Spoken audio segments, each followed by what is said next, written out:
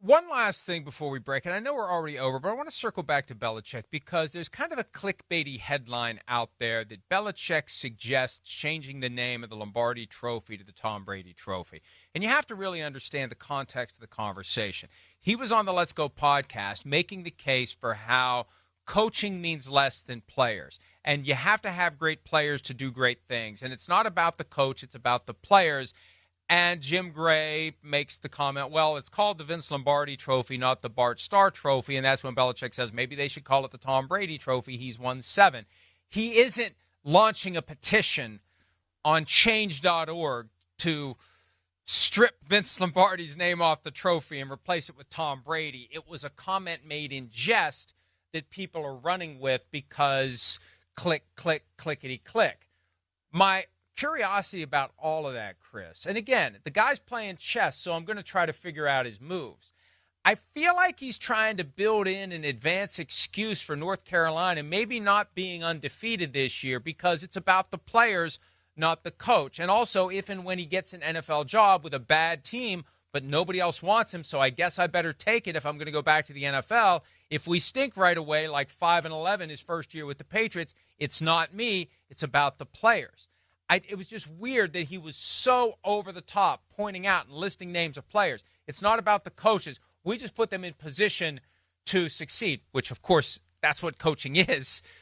But he was so focused on players, players, players. There was just something odd about it, and it makes me think there's a play here that is related to the possibility his record isn't going to be as great as people expect it to be. I don't feel like it's that. I feel like, one, you've heard me say Belichick's more of a player's coach than people realize, right? That he was more in tune with the guys and talking and reaching out than you would think. It wasn't just like on to Cincinnati, coach football. It's not much like that. I think he very much realizes we're in an era right now where it's a players' league. The players are running things on most parts, whether it's college or the NFL. And he's in college right now where he definitely has to placate to the players and, hey, it's about you guys, and kind of massaging that to make them feel like they're special, right? But as you and I know, it takes both. It takes both. I don't care who it is. Great coach. Yeah, they need some real good players to make them look great. And as we've seen, like, great players can just look or just okay without great coaches at times. The both is needed there to be successful. We got that in the Super Bowl a little bit. That's usually the tale as old as time.